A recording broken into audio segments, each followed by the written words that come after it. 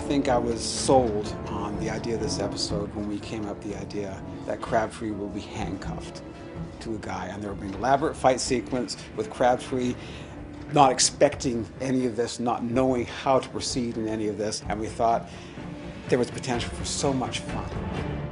This was the first time that Murdoch has had any sort of like action fight, so we put in hours and hours of extra time choreographing the fights. That first fight alone where I'm handcuffed with Johnny, with Crabtree, that took about 20-30 hours to put together. And it's like a short, maybe minute and a half fight, but the choreography, rehearsal of it just took loads and loads of time, but I think we're going to be really happy with the finished product.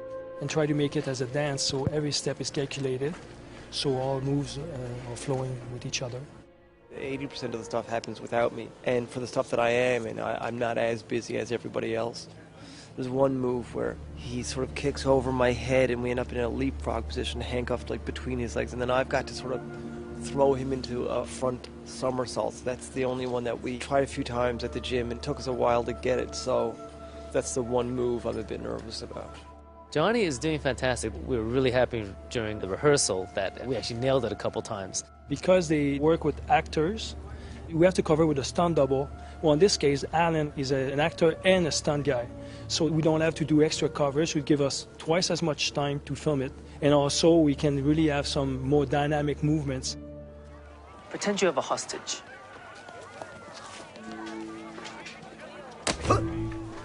Anticipate your opponent's strike, and then attack before he does. The pain will so cloud his mind that you can easily disarm him.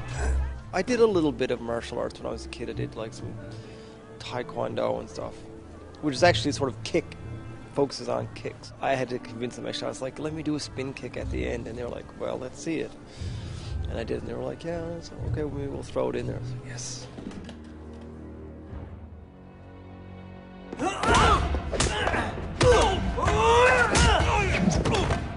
I can do it. Very impressive. We didn't want to go with the wire because it takes too long to set up. So everything we did is only using real movements. So the guys that I hired to do the job are guys that are really skilled and can do all the acrobatic without having the wires. So it's all real, which is neat.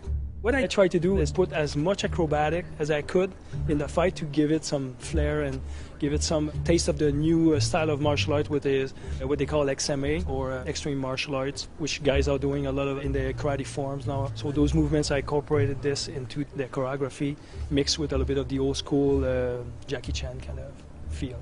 There's certain story beats that you have to get, and those Louis and I went over at script stage. This fight we want to do a certain way. We're going to be handheld with this one, a lot of action, a lot of whips, a lot of inserts, but also wide to capture the fight.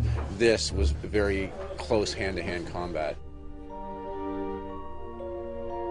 Back in 1901, the original Chinatown was a street downtown called Elizabeth, Bay, Dundas. It was what they called the ward. And the ward was always regarded as a down-and-outers place. And the original Chinatown would have taken in old buildings in the northwest quadrant of New City Hall. I just wanted to absorb some of the historical visuals and then recreate that in a rather original way. And obviously we have a footprint in our back lot where we recreated Chinatown. And it's a matter of adding a few architectural elements, and then of course the set dressing does the rest.